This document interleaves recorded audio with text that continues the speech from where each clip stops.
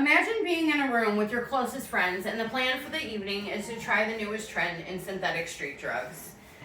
It's just fake weed. You've smoked real weed hundreds of times. What can go wrong? All these thoughts were fleeting through my head minutes before I tried synthetic cannabinoids for the first time. And they are probably the last thoughts my brain processed clearly for the next 5 years as I smoked my way through synthetic cannabinoid addiction. Synthetic cannabinoids have been wreaking havoc since their creation, and they have qualities that make them popular among the oppressed and youth.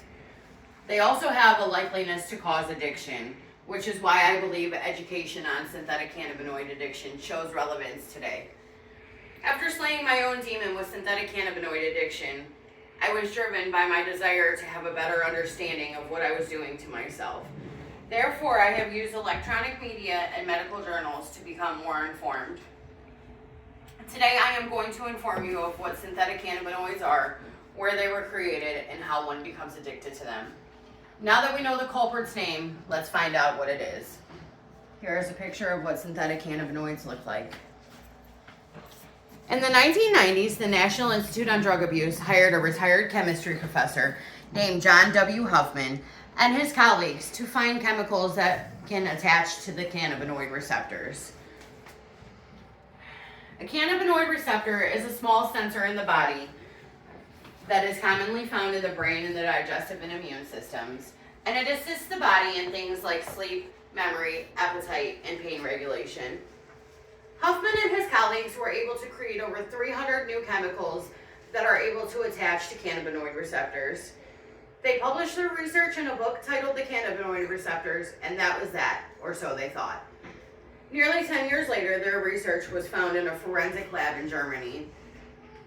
The research, which includes a simple 2-step 3-ingredient process, is now currently being used as the recipe for synthetic cannabinoids, or spice.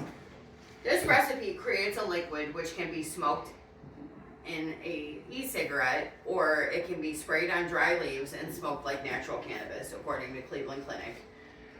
Synthetic cannabinoids were originally sold in head shops, gas stations, and corner stores in bright, colorful packaging as herbal incense labeled not for human consumption. Here's what the original packaging looked like. Synthetic cannabinoids are made from a variety of industrial chemicals, according to the National Library of Medicine.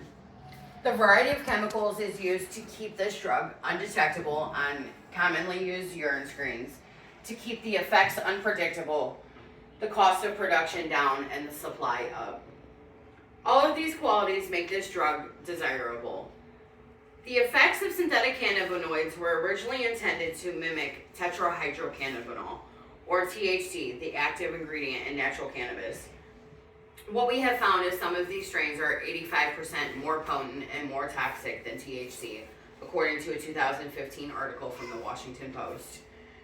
Most of these strains have made their way to a list of banned substances made illegal by former President Barack Obama's 2012 Food and Drug Administration Safety Innovation Act.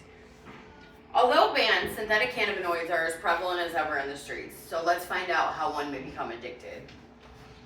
According to the Surgeon General's report of 2016 on alcohol, drugs, and health addiction is a cycle with 3 stages. The first cycle being binge and intoxication, and it begins when one's choice to use goes from choice to habit. As a person uses synthetic cannabinoids, the chemicals are released in the body and they attach to 2 main cannabinoid receptors. One is found in the brain and the other is found in the digestive and immune system. Once the chemical is released, it causes a feeling of euphoria, and some people, according to the National Institute of Drug Abuse, are more likely to develop an affinity for that euphoria than others. Some of these factors include a lack of support in family, friends, or community, a lack of parental guidance, peer pressure, and genetics.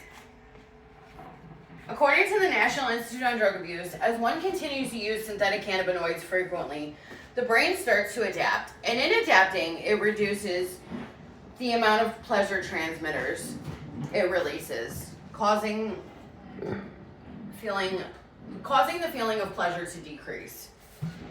When synthetic cannabinoids attach, this causes the tolerance to develop, which means One needs more and more of this substance to feel the original euphoria felt. As tolerance builds, cravings start. Cravings are the addict's brain's way of saying more. More, no matter the consequences, no matter the repercussions. Which leads us to the second stage of addiction called withdrawal and negative effects.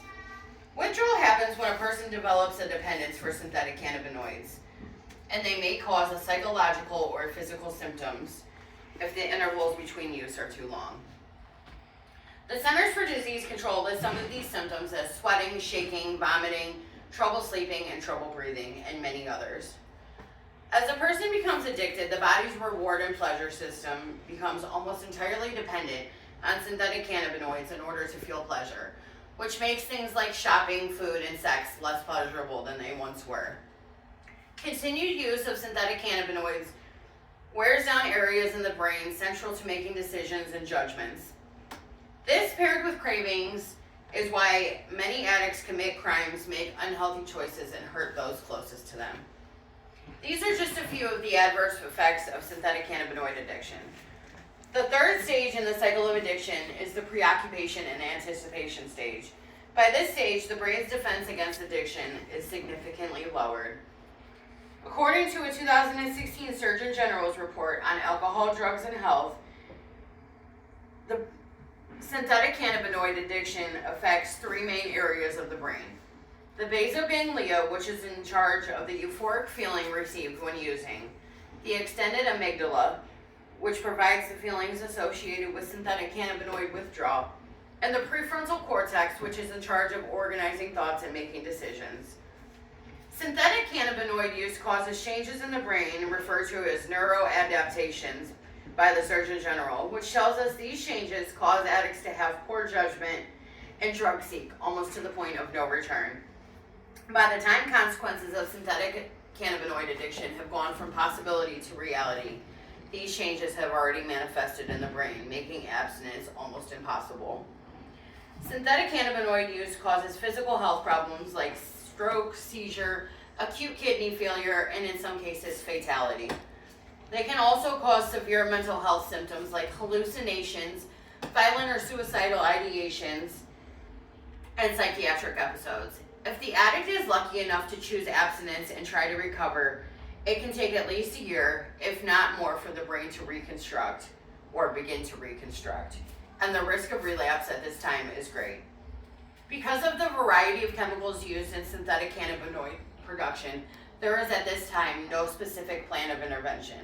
However, the Centers for Disease Control tell us that anti-nausea medication, IV fluids, and benzodiazepines given intravenously can help to lessen the severity of the presenting withdrawal symptoms.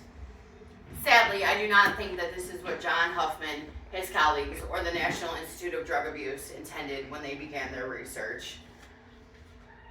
I hope after learning what synthetic cannabinoids are, where they began, and their potential to cause harm, you can recognize why education on this addiction is relevant today.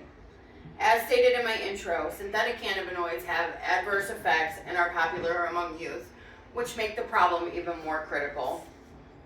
Although the decision to use the first time is voluntary, repeated exposure lowers a person's defense against making poor decisions and repeated use. With that in mind, I challenge you. The next time you see someone in active addiction struggling, instead of looking down at them in disgust or posting their struggle on social media for laughs, likes, and views, give them a kind word, a smile, a resource for help, or a prayer, for you never know the impact your kindness can have on someone who is seconds away from giving up. Thanks, guys. Kaylee. Thanks, David.